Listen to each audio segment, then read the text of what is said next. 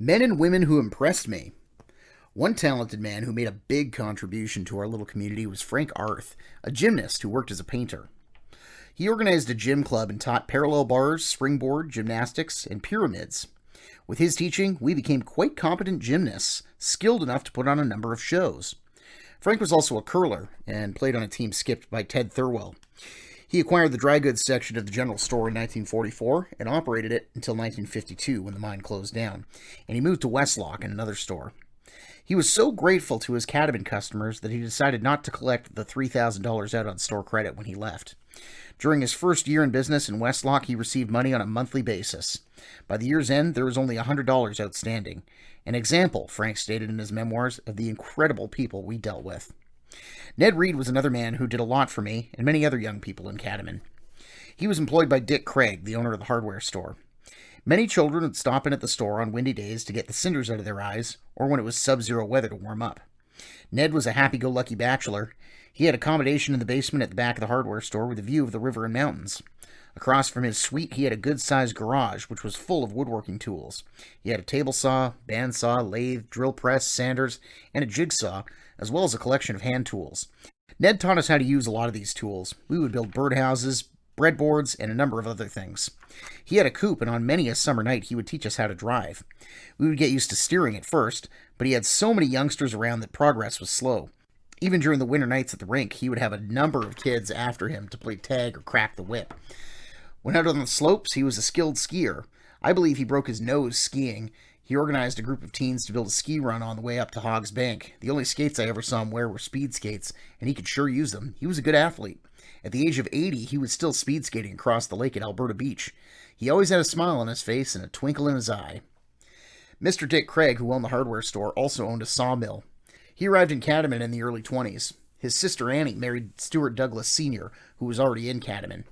After working at the mine for some time, Dick approached Mr. McMillan, and by verbal agreement only, made a deal to supply the mine with timber. This he did until the late 30s, using timber from the Whitehorse area. Dick then moved north of Cadovan. The first mill I remember was up the Whitehorse by Sugarloaf Mountain, just past Nels Bow's cabin and farm. Nels had the trap line in the area. Dick had the first truck on the coal branch. It had solid rubber tires.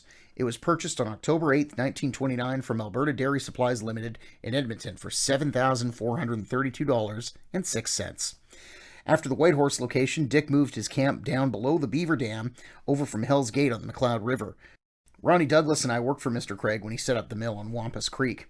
Later on, my brother Don and Peter Kasanovich also worked there. Young Peter lost a finger while running the trim saw. Mr. Craig gave employment to many young fellows in Cadovan.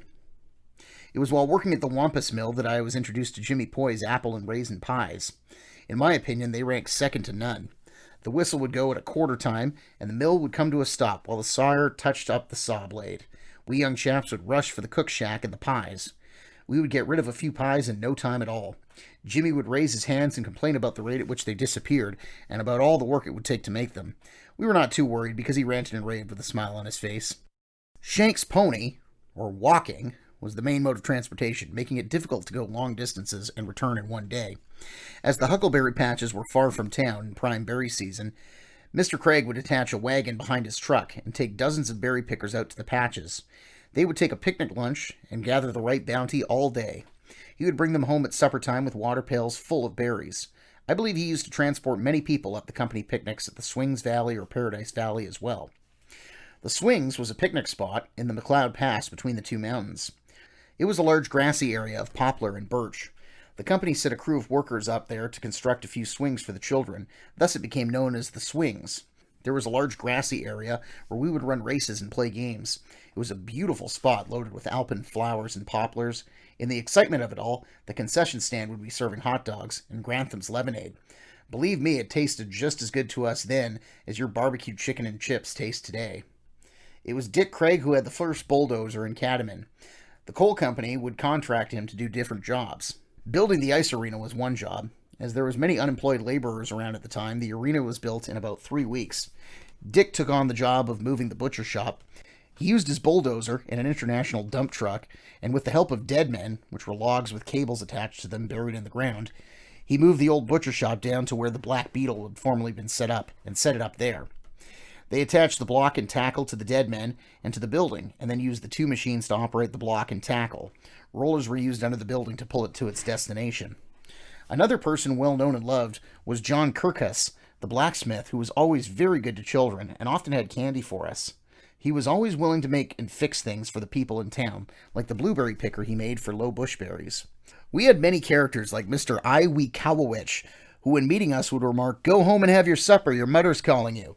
He always had a smile on his face, and he wouldn't say much else to us. We would take empty beer bottles to him, and he would give us 25 cents a dozen in the 40s. Sometimes we would still be short of money, so one of us would sneak back into his shed and get 2 dozen more and sell them back to him. I'm sure he would not have had a smile on his face if he had known. Another chap was Weary Willie. He seemed to have his head bent down all the time, and he was very little. I understand he was a professor of 7 languages, of which English was not one. He ended up down in the mine like a number of other men with degrees because they couldn't speak English. Then there was Pete Laggy, who had a cleft palate, and after a few beers would start saying, "I, Alberta boy." It didn't bother us kids the way he talked because he was a really nice man. Pete was in 3 mine disasters in which his partners were killed, but he escaped them all. Then one night after having a few drinks, he was on his way home when he was struck by a car and killed. Angelo Simonito was my neighbor, ever since I could remember. We all called him Mustache because of his handlebar mustache. I always thought he was a bachelor, but after the war was over, he sent money to Italy to bring his family out. What a shock! He had a 29-year-old son he had never seen.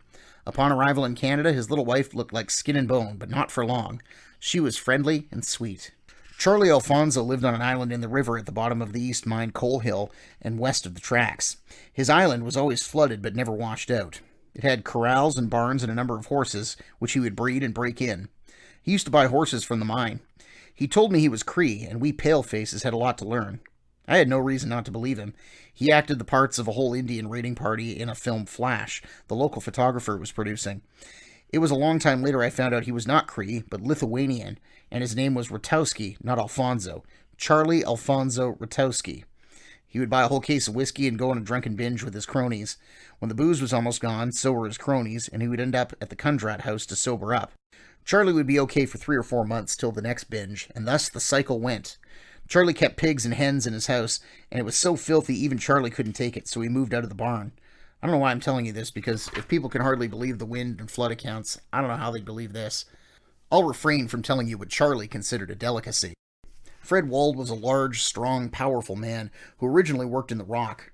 Fred would go for a few drinks, and when ready to go home, he would put loose change in his pockets and come out of the beer parlor doing somersaults. This caused the change to fall out of his pockets, and we children would scramble to get it. He must have enjoyed our excitement because he did this quite often. One night he came into the community hall doing somersaults. His hand slipped and he landed on his head. It knocked him out for a while, but it didn't stop him from somersaulting. How many of us remember the Chinese cook at the cookhouse? Ying Chu Yin was his name. When his work was finished, or when he had spare time, he would come out and entertain us with Chinese ring tricks. One moment the rings would be together and the next moment they'd be separated. He also performed many other tricks. I thought Flash was so called because he was a photographer, but this wasn't the case. He could put on rapid spurts of speed when playing hockey, thus earning the nickname Flash. It wasn't until my teens that I learned that his name was William Shuchuk.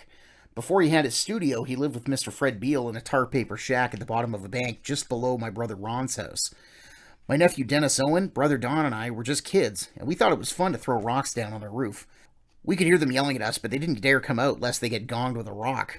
Eventually, we got caught, thus another lesson in discipline and another fun game over. During the dedication time at the 99 Coal Branch reunion, I approached him. He remembered the incident well. I guess our little game was hard on their Duroid roof. I recognize him now as a talented coal brancher who, with very few resources, produced 3 full-length feature movies in 3 dimensions. They were The Jubilee Parade, Whiskers, and Dawson City Joe. In Catamount, even the horses were talented.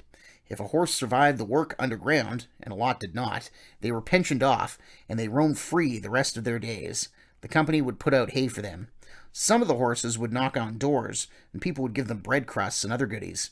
One day a horse knocked too hard and put his hoof right through the panel of my Uncle Dick Brown's door. They roamed the streets like the sacred cows do in India.